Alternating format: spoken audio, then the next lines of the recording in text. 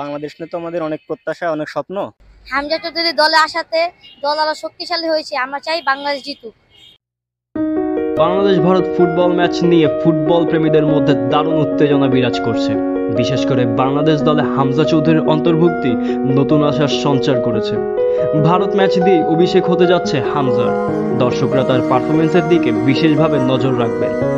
বাংলাদেশের সমর্থকরা চায় দল আত্মবিশ্বাসী ফুটবল খেলুক এবং প্রতিপক্ষের বিপক্ষে ইতিবাচক ফলাফল বয়ে আনুক।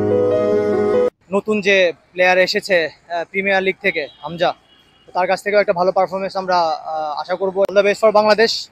আশা করি বাংলাদেশ ভালো স্কোর করবে এবং জিতবে। আমার প্রত্যাশা হলো, আমি চাই বাংলাদেশ ভারতের সাথে ভালো খেলে ম্যাচটা জিতুক।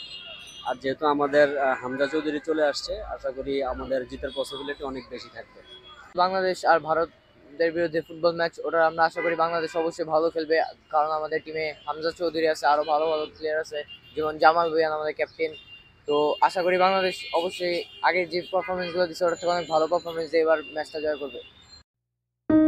সাম্প্রতিক সময়ে ভারতীয় ফুটবল দল বেশ শক্তিশালী পারফরমেন্স দেখালেও বাংলাদেশের ফুটবলারদের লড়াকু মানসিকতা এবং দলের সাম্প্রতিক উন্নতি নিয়ে আশাবাদী সমর্থকরা।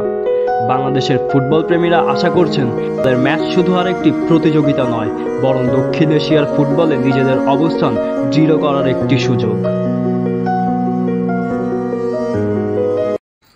ভারত বাংলাদেশ ম্যাচ মানেই যেন এক বাড়তি উন্মাদনা। বাংলাদেশের দর্শকরা চাচ্ছেন যেন বাংলাদেশের টাইগাররা প্রত্যাশিত জয় ছিনিয়ে আনতে পারে। তবে শেষ হাসি কে হাসবে সেটি জানা যাবে শেষ বাঁশি বাজার পরেই।